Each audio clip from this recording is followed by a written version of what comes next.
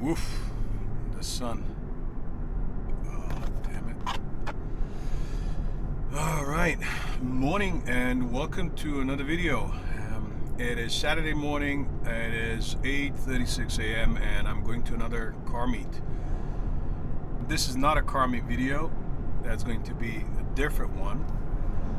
But what I wanted to talk about in this one is why BMW. Car on shoulder ahead. And to answer that question, I got to start from the beginning. So, you know how when you're a kid, you have your fantasy cars like your Ferraris, your Lamborghinis. Well, for me, those were not my cars. Those were not my dream cars. I was a SUV guy. It was the bigger, the better. I don't know what it was. I just always was fascinated. And me being born in early 80s and mid 90s, there was one car in particular that stood out, and that was the Lincoln Navigator. So again, something like mid 90s. And it looked like a fortress, and I absolutely loved it. I thought it was the best thing ever. And at that time, with my kiddie brain, if you gave me keys to a Lambo or you gave me keys to a Lincoln, I would have taken the Lincoln. Now, there were a few other cars, like there was a Toyota Land Cruiser of the era that I also liked. And there was another car that was, and again, for those of you that might not know, I am from Serbia, from Belgrade, Serbia. That's in Eastern Europe. Street small, big cars not that common, but there was this guy. He was a notorious drug lord, one of the biggest, if not the biggest, in the Balkans. And he had two Ford Excursions. Now that was a fortress, and I would drool every time I would see that car. So that's something like that was my dream car. So now fast forward to maybe 2015, so about 10 years ago, 2015, 2016. I was married, I had a kid, we lived in Serbia at the time, and the car that we had was something you guys don't have here, that we don't have here in the States, and that is Opel. It's a German brand. It's very similar to the VW, just a little bit less expensive, but about the same build quality, same style. Obviously, European market, European size cars. And the car that I had was Opel Astra HGTC 2008. It had, I think, 1.6 liter 4-cylinder turbocharged. No, it wasn't even turbocharged, I think. It has something like 115 horsepower. It was very slow. But at the time, for the budget that I had, I thought that I bought the coolest car for the money. Obviously, there were cooler cars, but for the money that I had, it was one of the coolest cars that I could get. So I was happy with the car. It was two-door, and then I started making a little bit more money. So I said, okay, let's get another car. So obviously, talking to the missus, which car we're gonna get, and me leaning towards the SUVs. Now keep in mind, at that time I still don't have money to buy like an actual SUV, so I'm shopping for like a crossover. And I think I was looking at Kia Sportage, we call it Sportage or something like that. And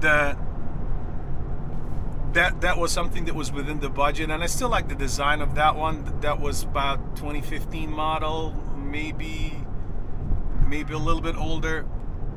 And I liked the design of that one, but my wife didn't.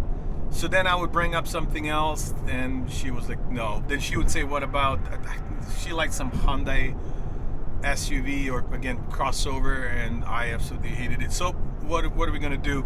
We write down on a piece of paper. Well, actually, first, let me mention this. So in Serbia, you don't buy cars from dealerships. I mean, people do, but that's minority.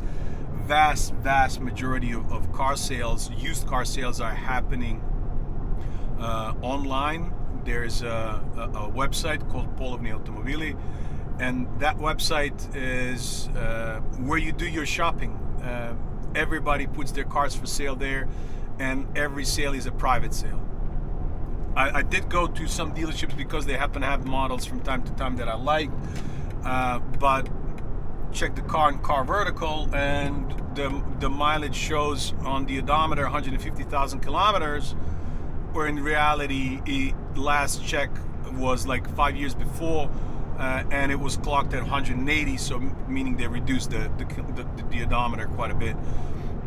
So bad experience with dealerships. Didn't buy anything from a dealership. It was always a private sale. So we go to this website, we put in the budget that we had at the time, and we go through the list of the cars, and we both put down about, I think put like 10 cars each that we would want to buy, and there was one car that we both liked that was on both of our lists, and it was BMW 3 Series.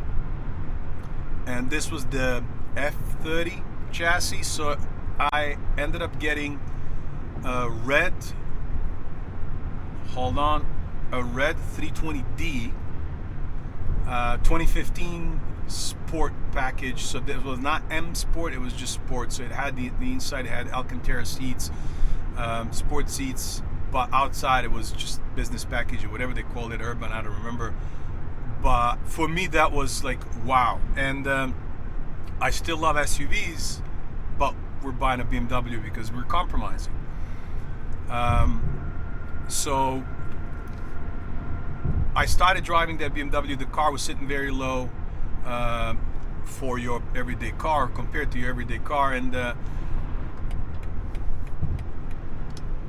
I just loved the way it feels. So at that time we decided to move here to United States.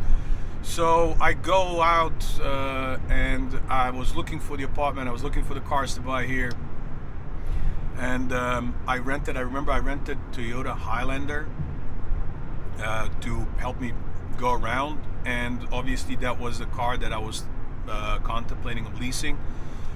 And I remember I got in it and I started lowering my seat all the way down, and then I was like, what are you doing? This is an SUV. You don't try to sit low, try to sit high.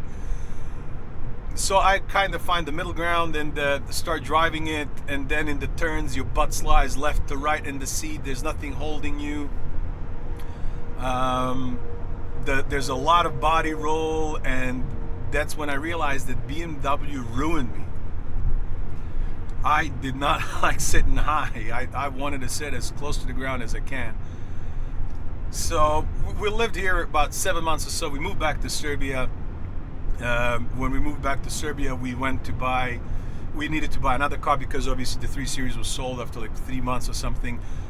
There was nothing within the budget, so we get, again, something that I don't even know exists here, but it was 120D.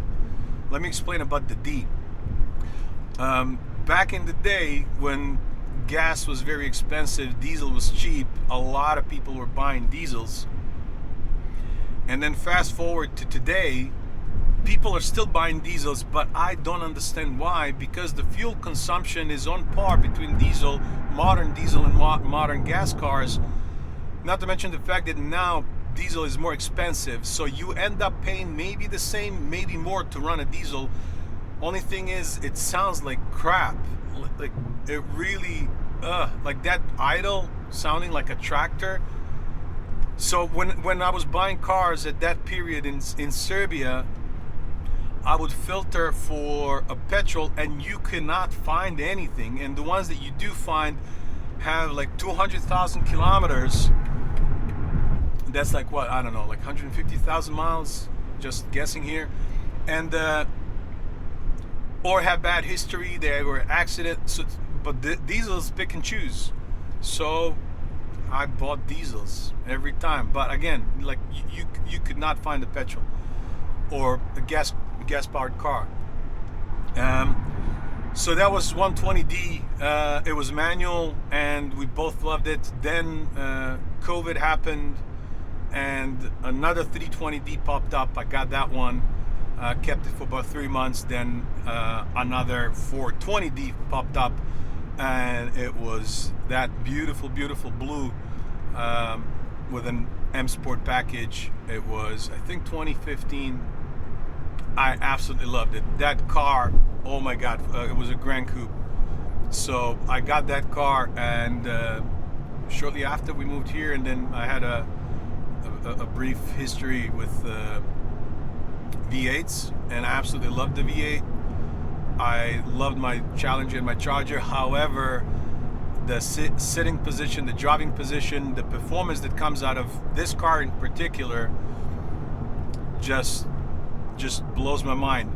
So at one moment in Serbia, I was contemplating of getting an Audi, and I went and I looked at Audi A4. It was like S line.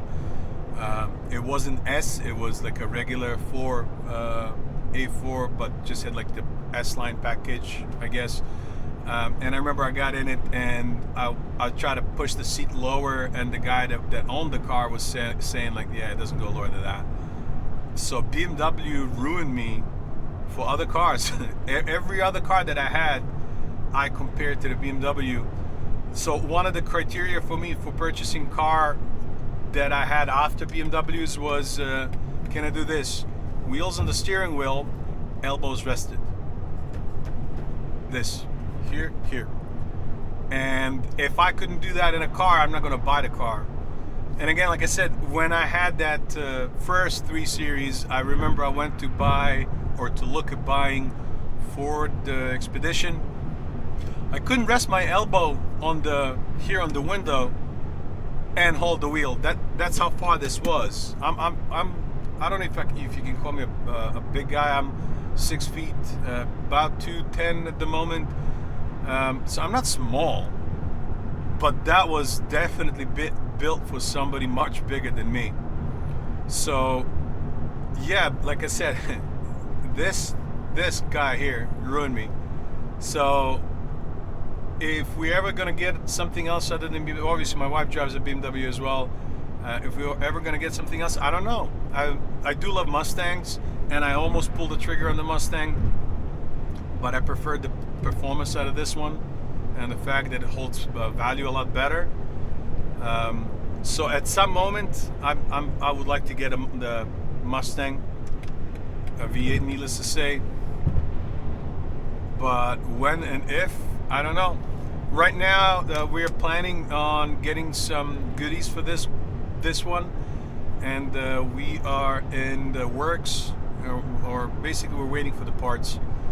So stay tuned for that one, and keep an eye there on the next video. So this would be Cars and Coffee. We're heading down to Durrell, and thanks for watching. If you watched this far, don't forget to comment, like, and subscribe, and I'll catch you on the next one.